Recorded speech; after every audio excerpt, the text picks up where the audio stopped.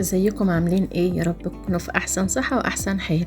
ايه رأيكم المرة دي نبدأ الفيديو بالصلاة على النبي عليه افضل الصلاة والسلام. وتعالوا بقى مع بعض نشوف حكاية فيديو النهاردة زي ما شايفين كده هيبقى مختلف شوية عن الفيديوهات اللي شفناها قبل كده. هو طبعا نفس المشكلة او نفس البيوت المهجورة او اللي فيها مشاكل، وهنبدأ حملة التنظيف مع بعض. بس هنشوف المرة دي ان صاحب البيت هنعرف قصته او حكايته مع بعض، وهنشوف حكايته ايه. المرة دي هو الراجل هو اللي يعني هيعمل معانا حملة التنظيف، عكس كل الفيديوهات اللي شفناها قبل كده. الاول كده هنصلي على النبي زي ما اتفقنا ونشوف مع بعض ايه حكايته. دلوقتي الراجل اللي معانا ده زوجته اتوفت، ولما توفت حصل له يعني حالة اكتئاب، صدمة، فطبعا اهمل منزله لسنوات وتركه زي ما هنشوفه في الفيديو مع بعض. دلوقتي بقى بعد ما فاق من اللي هو فيه واكتشف ان الحياة لازم تستمر، وان لما حد يتوفى يا رب ما حد يشوف حاجة وحشة في عزيز ليه طبعا، لان لما الواحد بيفقد حد عزيز عليه بتبقى صعبة طبعا.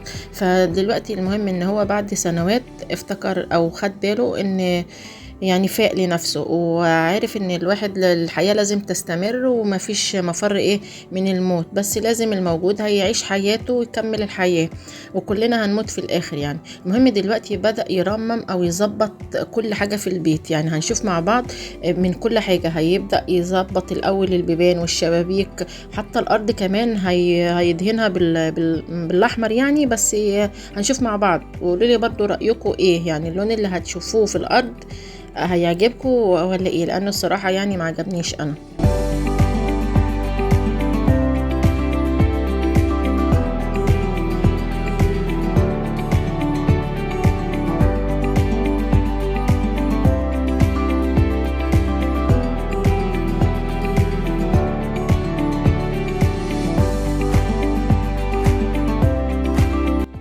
وزي ما شفنا كده بدأ يدهن كل حاجة، يعني غير كل حاجة، الأرض زي ما شفنا والشبابيك والبيبان وكل حاجة، حتى الحيطان كمان زي ما شفتوا كده.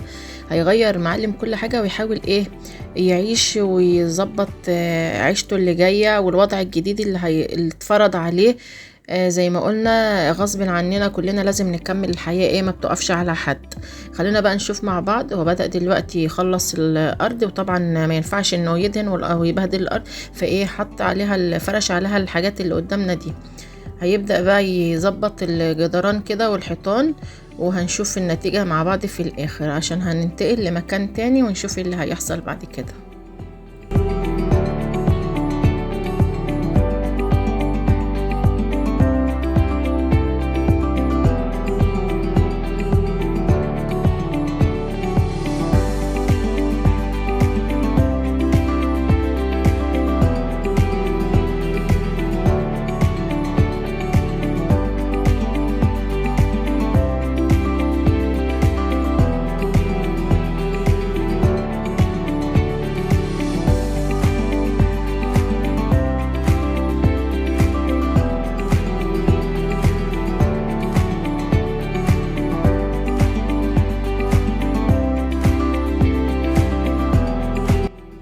زي ما شفنا مع بعض التغييرات اللي حصلت، ده دليل ان لما يكون عندنا مكان مهجور مش شرط انه يبقى وحش خلاص محدش هيعيش فيه. احنا ممكن بشوية تغييرات وشوية اهتمام مننا نحول المكان المهجور دوت لقصر بجد. يعني لو شوية اهتمام وشوية افكار حطيناهم مع بعض كده، وجمعنا الاهتمام مع الافكار وشوية نشاط مننا، ممكن نحول اي مكان مهجور او خرابة لفعلا مكان تعيشي فيه وتكوني حابة ان انت تفضلي موجودة فيه على طول. رغم ان ممكن يعني قبل كده، يعني اول ما يكون المكان مش حلو اي حد مش هيحب يقعد فيه. ممكن لو انت غيرت المكان المهجور دوت تكتشفي ان انت حباه اكتر من مكانك اللي انت كنت عايشة فيه. فاحنا مش مطلوب مننا بس غير شوية اهتمام، ما نركنش الحاجة، ما نقولش خلاص ده مكان وحش مثلا، حتى لو يعني عشة شوية اهتمام فيها تبص تلاقيها بقت زي الجنة. شوية اهتمام مننا هنخلي كل حاجة جميلة. وزي ما شفنا كده الراجل الطيب اللي معانا حول الأوضة بتاعته، ادي غيرها تماما زي ما انتوا شايفين كده. هو اي نعم يعني الارض بس اللي لونها مش قد كده، بس هو عملها على ذوقه يعني. هنا دلوقتي دخل لباقي الغرف، واهم غرفة فيهم طبعا بتبقى اللي فيها صدمة كلها. هو دلوقتي بيورينا الحاجة يعني متبهدلة قد ايه من غير ما يورينا، هو المنظر عامة بيتكلم لوحده. اهم حاجة دلوقتي في كل مكان بنروحه بتبقى الكارثة الكبيرة، اكبر حاجة يعني بتبقى الصراحة المطبخ. الحاجات دي كلها مقدور عليها، ممكن نلم الحاجات دي كلها مثلا ننقعها نغسلها غسلة حلوة معرفش ايه. المشكلة كلها فعلا بتبقى في المطبخ، بيبقى متراكم عليه دهون، متراكم عليه يعني حتى السقف، لدرجة ان السقف بيبقى الدهون مبهدلاه. وطبعا للأسف الأدوات المنزلية أو المواعين كلها بتبقى الدهون عليها، فبتضطري تغسلي قطعة قطعة وتقعدي تدعكي في حاجة حاجة كده. زي ما انتوا شايفين منظر المطبخ عامل ازاي الصراحة. فمشكلة كلها دلوقتي هتبقى في المطبخ. هو هيبدأ بقى يجدد حاجة حاجة مع بعض كده، وهنشوف هيعمل ايه، وهيشتغل بكل نشاط. طبعا هيجيب حد يساعده، لان الوضع صعب زي ما انتوا شايفين شكله كده يعني. فده ما يمنعش ان في الاخر النتيجة فعلا هتبقى مبهرة، وهيحس هو كمان بفرق. يعني لما يظبط حاجته كده هيعرف ان الحياة حلوة، ان خلاص الحياة ما وقفتش على اللي توفى مثلا. هيعرف ان يعني فعلا هيتحول الدنيا، وهيبقى فيه طاقة ايجابية بعكس اللي هو عايش فيه. طبعا الوضع دلوقتي زي ما شايفينه مع بعض صعب جدا، يعني ما فيش واحد يستحمل يعيش على المنظر ده. هو دلوقتي هيبدأ يظبط كل حتة في المطبخ والحمام زي ما هنشوف كده، وغرفة النوم. هنشوف مع بعض المنظر كان قبل عامل ازاي، ودلوقتي هيورينا بعد عامل ازاي. طبعا بعد المجهود الجبار اللي عمله، لان انتوا شايفين المنظر والحالة بتاعت المكان كانت عاملة ازاي، ميؤوس منها طبعا. هنشوف دلوقتي مع بعض، وخلينا يعني نشوف ايه النتيجة في الاخر.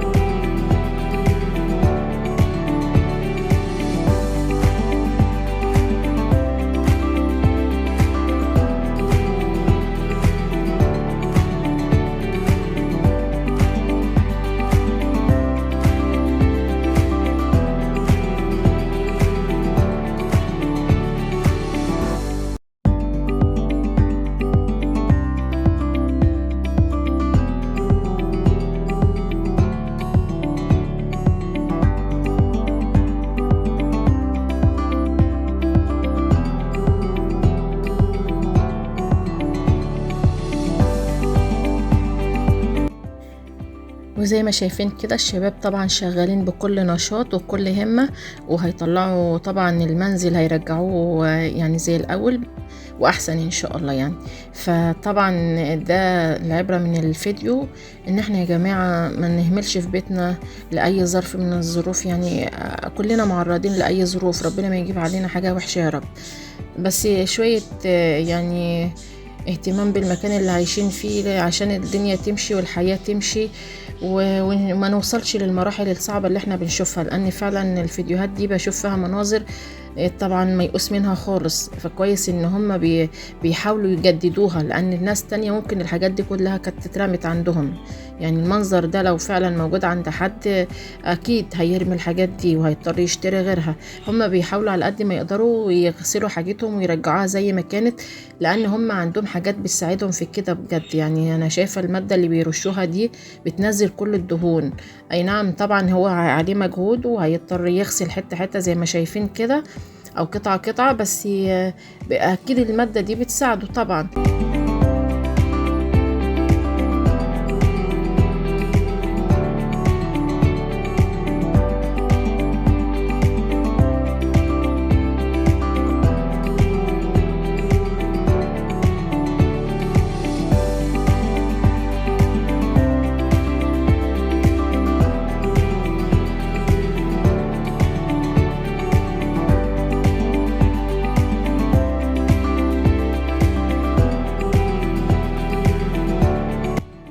فعلا الست هي روح البيت. يعني مجرد ما الست ماتت البيت زي ما انتوا شايفين وضعه بقى عامل ازاي. البيت ما بقاش فيه روح اصلا، واتعدمت الحياة فيه.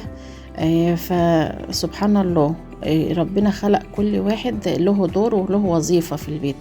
يعني مجرد ما الست غابت عن وظيفتها تحس ان كل حاجة في البيت اتدمرت، والروح اللي في البيت اساسا بتبقى تحس انها ما بقاش البيت ما بقاش له روح كده.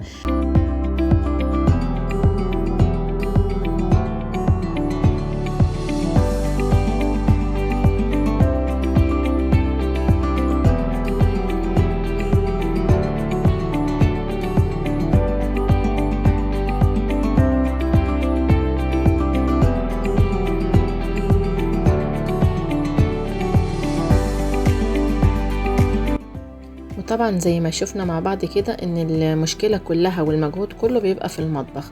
زي ما شفنا كده الشباب مقصروش وعمالين يشتغلوا او ينزلوا في الدهون اللي في المطبخ، لان المطبخ كان فيه كمية دهون رهيبة زي ما شفنا مع بعض.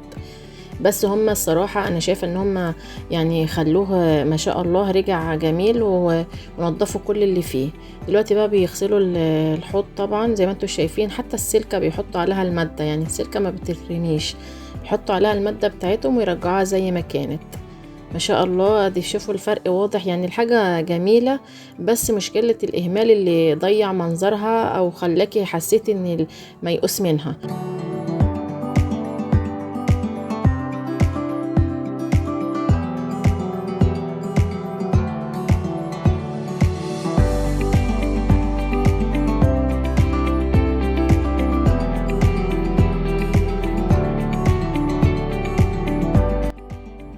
وزي ما شايفين كده الشباب مش مقصرين الصراحة، بس هي مشكلة ان المطبخ اللي بيبقى متراكم عليه الدهون فبيضطروا ياخد منهم وقت شوية ومجهود.